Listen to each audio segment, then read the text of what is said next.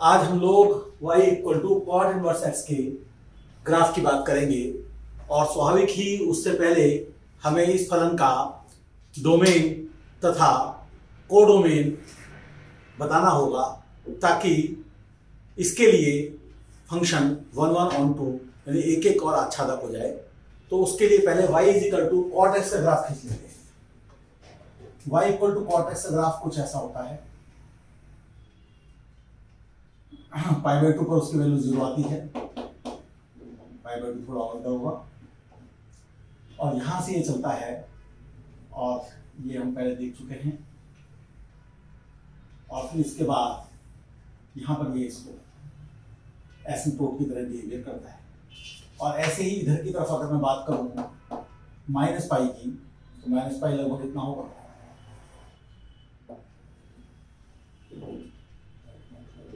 ये minus pi है, तो मैं चाहूं तो इसका ग्राफ भी खींच सकता हूं। मैं अगर यहां से शुरू करना चाहता हूं तो चूंकि इसका पीरियड पाई होता है तो मैं यहां से शुरू करूं, यानी ऊपर से आऊं और फिर यहां पर आते हुए नीचे आ जाऊं। तो ये कुछ इस प्रकार का है।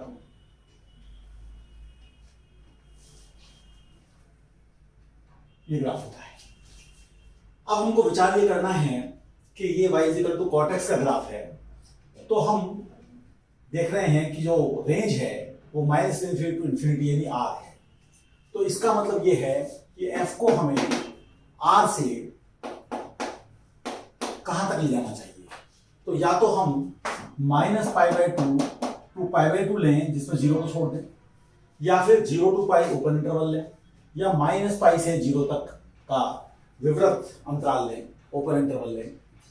तो इसमें सबसे अधिक सुविधाजनक जिसमें कि फंक्शन सतत यानी कंटिन्यूअस भी रहता है वो 0 टू पाई है। तो इसलिए हम इसको 0 टू पाई लेते हैं, यानी कि हम अपना ग्राफ केवल इतना ले रहे हैं।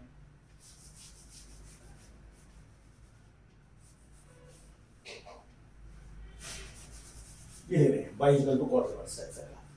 तो जैसा कि पहले चर्चा हो चुकी है, अगर इनवर्स फंक्शन का ग्राफ खींचना है तो y इक्वल टू एक्स में उसकी इमेज दे दीजिए। तो ये line y equal to x है और ये पीछे की तरफ जा रही है। अब इसकी हमको इमेज लेनी है, तो यहाँ पर ये पॉजिटिव y एक्सिस है, तो इसकी जब y इक्वल टू एक्स में इमेज लेंगे तो पॉजिटिव x एक्सिस हो जाएगा, अर्थात ग्राफ इधर से आएगा। यानी इसकी जो इमेज है वो इमेज कुछ इस प्रकार की होगी। तो ये मैंने इसकी इमेज ले ली है, तो मैं इसको हल्का कर देता हूं। और इसके बाद ये जो लाइन है इसका नाम है x इक्वल टू पाई। तो x इक्वल टू पाई में कर देता हूं। तो x इक्वल टू पाई मेरे पास यहां पर आएगा लगभग। यहां पर मैं देखता हूं कि x इक्वल टू पाई के ये negative direction of y axis है, तो negative direction of x axis हो जाएगी। ये एसिम्प्टोट दे देंगे, तो ये यहाँ पाई है।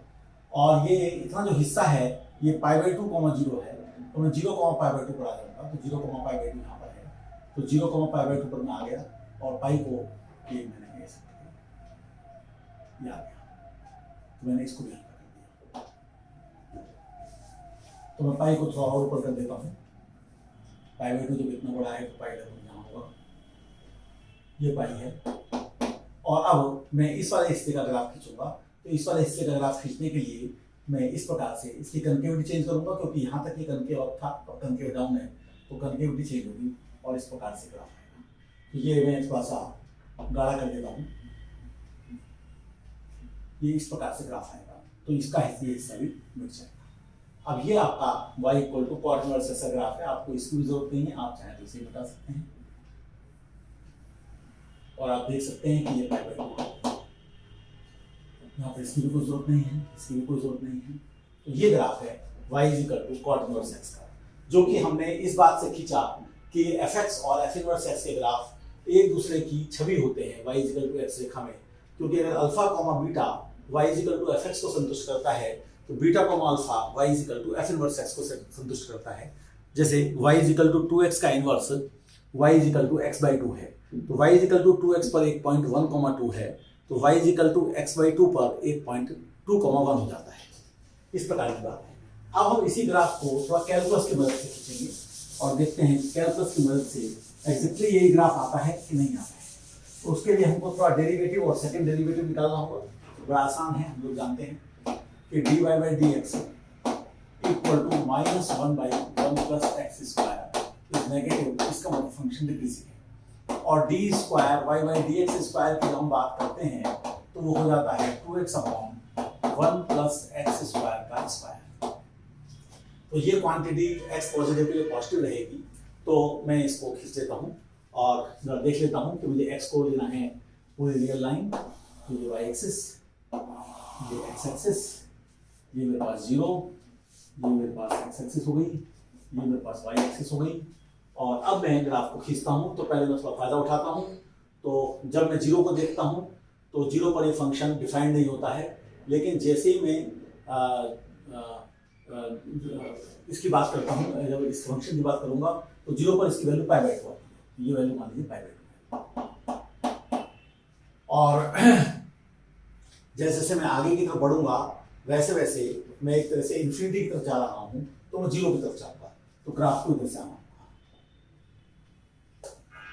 और जैसे जैसे मैं माइनस इन्फिनिटी की तरफ बढ़ूंगा तो मेरा जो ग्राफ है वो मेरा पाई की तरफ जाएगा, यानी कि मैं ये कह सकता हूँ कि limit x tending to infinity fx equal to 0 plus, और इसी प्रकार से limit x tending to minus infinity fx equal to pi minus. तो पाई जो है वो यहाँ पर होगा करीब, तो पाई माइनस है तो इधर से आएगा। ये बातें मैं जो कह रहा हूँ ये y equal to cot x के ग्राफ से मैं कह रहा हूँ, उसको एक तरह से इमेज को लेकर कह रहा हूँ। तो इस प्रकार से यहाँ से आना है। अब मैं देखता हूँ कि ये फंक्शन हमेशा डिक्रीजिंग है, तो लग भी रहा है ऐसे जाएगा, लेकिन जब x पॉजिटिव है तो ये कनकेव अप है और उसके पहले कनकेव डाउन है। तो यहाँ तक ये ग्राफ जो है इस प्रकार से आएगा, ये आ गया, ये कनकेव अप आया और इसके बाद ये फिर कनकेव डाउन हुआ और इस प्रकार से ये कुछ आया। तो ये ग्राफ हमारे पास आ जाता है अगर हम y equal to cot inverse x का ग्राफ खींचे कैलकुलस की मदद से। तो आप देख लीजिए सारी बातें मिल रही हैं, x सारी रियल वैल्यू ले रहा है और y की वैल्यू 0 से बड़ी और पाई से छोटी आ रही है। तो आप इसकी कोई मैक्सिमम वैल्यू की बात नहीं कर सकते, मिनिमम वैल्यू की बात नहीं कर सकते, और ये मोनोटोनिकली डिक्रीजिंग है, इनफैक्ट स्ट्रिक्टली इंक्रीजिंग है, डिक्रीजिंग है। पूरी तरह से ये जो है छोटा होता चला जा रहा है जैसे जैसे x बढ़ता चला जा रहा है।